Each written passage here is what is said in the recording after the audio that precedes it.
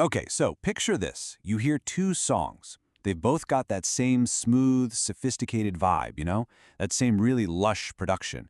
You'd think they're the same genre, right? Well, for decades, they haven't been.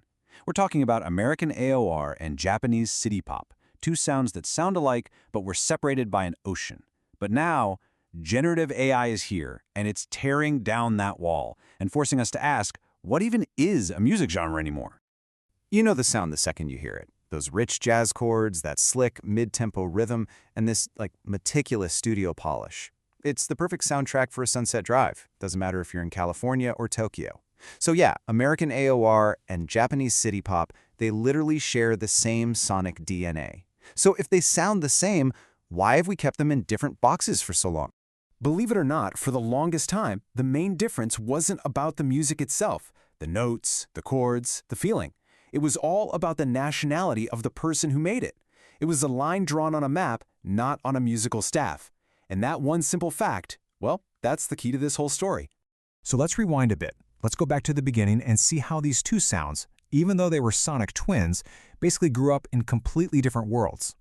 All right, first up, AOR. Now, this wasn't some grand artistic movement that artists came up with. Not at all. It was actually a super practical label, a marketing category invented by the American radio industry. It was for that polished, album-focused soft rock. So think less about art theory and way more about business. City pop, though, totally different story. It wasn't an industry-made term. It was a cultural label, something people applied later on to describe that optimistic, super sophisticated pop music that was basically the soundtrack to Japan's massive economic boom in the 70s and 80s. It wasn't a radio format, it was the vibe of a very specific time and place. And this is where that cultural divide gets super clear. See, in Japan, AOR artists like TOTO or Boz Scaggs were just called Western music. They were an import, an influence. But the homegrown version, the stuff made by amazing Japanese artists like Tatsuro Yamashita or Maria Takeuchi, that was city pop. So from the very beginning, there was this invisible line drawn purely based on nationality. And that's pretty much how things were for decades. This separation was just the way it was. But then, a new piece of technology came along that was about to scramble all these neat little categories. Of course, I'm talking about the internet. So back in the 2010s, the YouTube algorithm started doing its thing. It began serving up these incredible Japanese tracks from the 80s to a whole new global audience. But here's the crazy part, the twist. Instead of blurring the lines, this rediscovery actually reinforced them. The world learned about city pop as this distinctly Japanese thing. The internet, weirdly enough, made that passport distinction stronger than it had ever been. And this is where things get really interesting. This is the big, modern, disruptive turn in our story. We've established that nationality was the key thing, the big difference maker. So, what do you do when the artist, the creator of the music, doesn't come from any country? Enter generative AI. You see, AI doesn't follow the old rules, mainly because it doesn't even know they exist. It's the ultimate genre blender, and it's basically here to erase the very borders we've just been talking about. So how does it even work? Well, an AI isn't listening to music the way you and I do. It analyzes this enormous global library of songs, and it just identifies statistical patterns, these little symbols of a style, like a specific chord progression or a certain drum beat, and then it just combines them. It has no idea, and frankly doesn't care, if one of those symbols came from an American AOR track and another came from a Japanese city pop song. It just blends. And that really gets to the heart of it. An AI has no nationality. Its music isn't defined by where it was born. It's defined by the data it was fed and, importantly, by the tags that we humans decide to apply to it after it's been created. So that old simple question, is this AOR or is it city pop? It's just falling apart. It's becoming meaningless. The music itself can now be a true hybrid of both, like a child of data that has no country to call its home. That binary choice is quickly becoming obsolete. Okay, so if the old model is broken, what comes next? Well, the answer seems to lie in a much more fluid and descriptive system. So, welcome to the future, a future made of tags.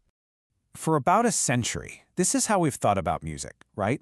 A song belonged in a box. It had a single fixed label. It was either rock, or it was jazz, or it was city pop. It was simple, sure. But, let's be honest, it wasn't always very accurate. This is the new way of thinking about it. A genre like city pop is no longer a single lonely label. Instead, it's a bundle of descriptive tags, A song can be defined by all of its different parts. It's Japanese, it's got an urban feel, it has jazz chords, it's from the 1980s. It's all of those things at once, instead of just one big category. And what this really means is that a tag like Japanese or American, it doesn't disappear, but its job changes.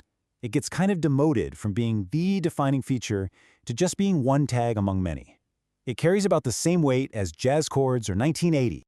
But hold on, the story doesn't end there. Because as AI gets more and more common, it's not just blending the old genres. It might actually be creating a brand new one. You know, AI-generated music, it often has this certain feel to it. It can sound a little too perfect, a little unnatural. It creates this kind of over-symbolized nostalgia. But what if that flaw isn't a flaw at all? What if that very artificial feeling becomes its own celebrated style? And we've seen this happen before. I mean, think about the tape hiss and the crackle of old samples in lo-fi hip-hop, or that strange, dreamy, cut-and-paste feel of vaporwave. Those sounds were born from the quirks and limitations of technology, but they grew into their own beloved aesthetics. The unnatural sound of AI could be the next one. This opens up such a fascinating possibility. We could very soon be talking about new genres that actually wear their artificial origins as a badge of honor. You know, synthetic city pop, AI AOR. These labels wouldn't just be describing a sound, they'd be describing a whole new way of creating music. And this leaves us with a massive question. We have always tied music to human identity, to a place, to a culture, to a real person. But if AI itself can be an artistic identity, if it can be a genre of its own, what does that mean for art? Maybe in the future, a song's meaning will come less from where it came from and more from the story we decide to tell about it. What do you think?